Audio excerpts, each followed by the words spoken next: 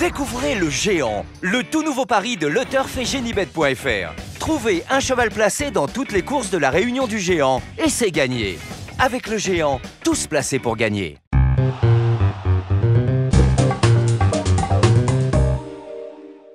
Bonjour à tous, heureux de vous retrouver sur le plateau de Paris Turf TV pour notre émission quotidienne reçue 5 sur 5, l'émission du Quintet Plus et du Top 5. Pour m'accompagner aujourd'hui pour étudier une réunion superbe ce dimanche à Chantilly, j'ai le plaisir d'accueillir à mes côtés Stéphanie Chastain. Bonjour Stéphanie. Bonjour Alexandre, bonjour à tous. Bon Stéphanie, c'est pas la plus belle épreuve de la Réunion qu'on a choisie pour être support du Quintet Plus et du Top 5, néanmoins on retrouve des concurrents bien connus. Oui, on retrouve des concurrents bien connus, en même temps on n'avait pas le choix vu le faible nombre de partants dans les courses de groupe. Mais bon, c'est des éléments voilà, pour les parieurs, des éléments bien connus sur lesquels ils pourront s'appuyer pour certains. Bon, on attaque votre sélection. Alors le 5, Allez Henry, le 16, Star Sun, le 6, Amir Van, l'As Écureuil, le 3, Hello My Love, le 12, Admire Fuji, le 9, Follet et le 14, Montiza. Stéphanie, vous placez en tête le numéro 5, Allez Henry, qui est confirmé à ce niveau. Et je sais qu'il peut peut-être remporter un troisième événement. Ce serait quand même assez extraordinaire. Oui, c'est vrai que je trouve qu'il est vraiment en grande forme en ce moment. Le port des œillères australiennes, ça lui fait vraiment beaucoup de bien. Il est associé à Alexis Badel, qui s'entend également très bien avec lui. La PSF, c'est pas un souci. Pour moi, il a tous les atouts pour s'imposer dans cette épreuve. Donc voilà, pour moi, c'est vraiment mon favori, un très très bon favori pour moi. En tout cas, c'est une base intégrale. Oui. Vous lui opposez le numéro 16, Star Sun, à qui, lui, on ne peut rien lui reprocher actuellement. Je crois qu'il vient de faire l'arrivée 6 fois consécutivement à ce niveau. C'est pareil, ça fait partie des bases solides de cette épreuve. C'est, comme vous l'avez dit, un sujet très confirmé. On devrait le voir encore une fois à l'arrivée. Il est bien placé au poids. Voilà, il a beaucoup d'atouts dans son jeu. Je pense que ces deux chevaux-là, les parieurs peuvent s'appuyer dessus sans aucun souci. Et est-ce qu'il pourrait renouer avec la victoire? Parce qu'après des multiples places...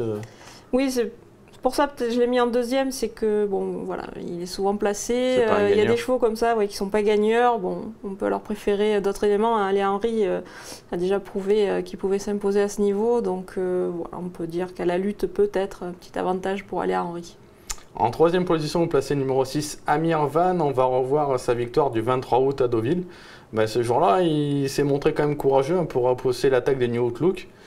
Oui, c'est un cheval qui est dur, comme on peut le voir.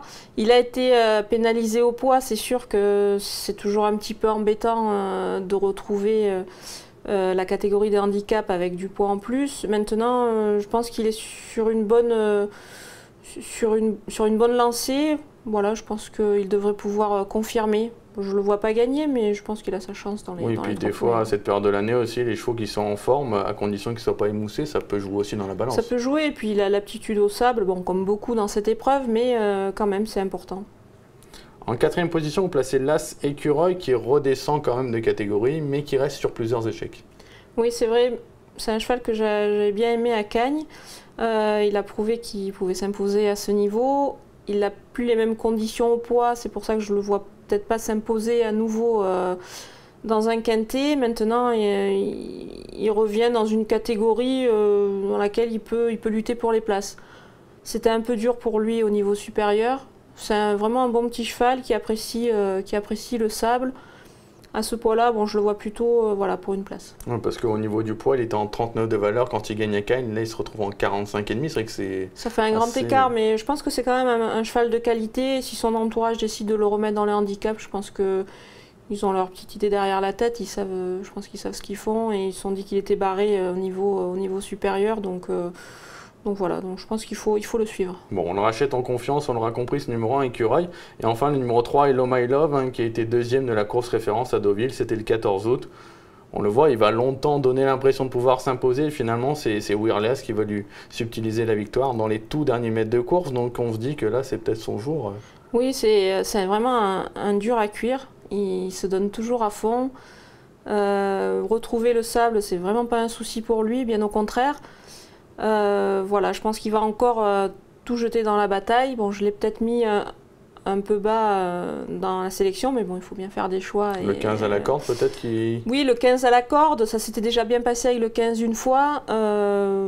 voilà, bon, peut-être un petit peu ça. S'il avait tiré un numéro 1 dedans, j'aurais peut-être été un peu plus confiante, mais c'est quand même un cheval qui se donne à fond et sur lequel on peut compter. On va parler également de votre 7e cheval, le numéro 9, Follet. On a rencontré son entraîneur Hamid Amezane et il fait preuve d'une certaine confiance. Ça m'a vraiment plu. Je me doutais qu'il allait faire quelque chose de bien, mais dommage qu'il n'a pas eu son ouverture à 100 mètres du poteau, sinon je pense qu'on aurait eu une meilleure place.